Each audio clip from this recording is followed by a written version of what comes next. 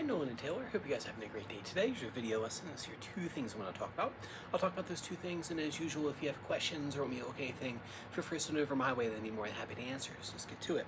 What I'm going to go over today is a setup for what we'll need for right after perpetual motion. So we're going to spend perpetual motion learning perpetual motion. And then while we're learning that, what I'm going to do is I'm going to show you guys the next technical steps for the second half of book one. So for first thing is called horizontal hand, and what we want to do is, you see these lines right here in your hand. What we want to do is we want to make that horizontal to our fretboard. So we want to have our hand kind of bumped up against the fretboard just like this right here, and we can drop it down just slightly.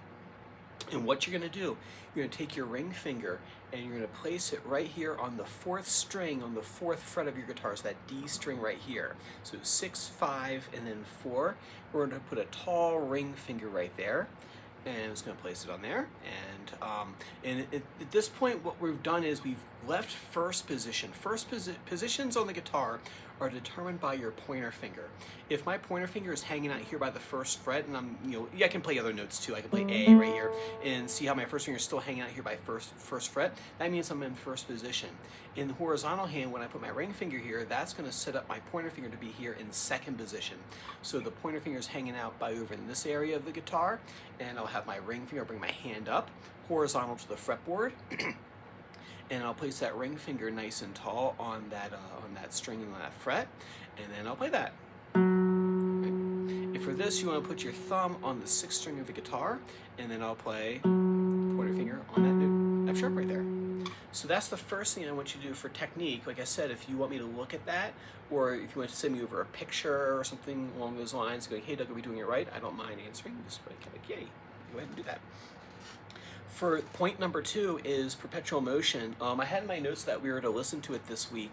I know you guys are on vacation, so maybe we'll dig into this more later on, but I'm going to show you the first steps of it. And perpetual motion is basically a final test of the G scale, how well we know the G scale.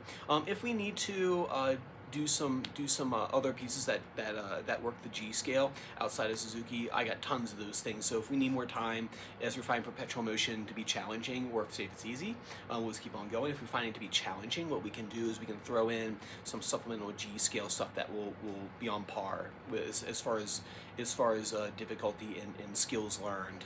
So if this is tricky, then remember, don't worry about that. We have a plan. All right, so we have this. G, A, B, B, that's the first little cell, and then A, B, C, C, and then B, C, D, B, and then C, A, D, D. Right, like I said, this is all a test for how well do you know the G scale. Do each one of those little cells by themselves. So we do G, A, B, B, G, A, B, B, get that all down first, then you move on to the next one, and you're just going to slowly build it up from there. All right, cool. So work on that for me. Like I said, if you want me to look at something, let me know. If not, I will see you guys in person next week. Take care.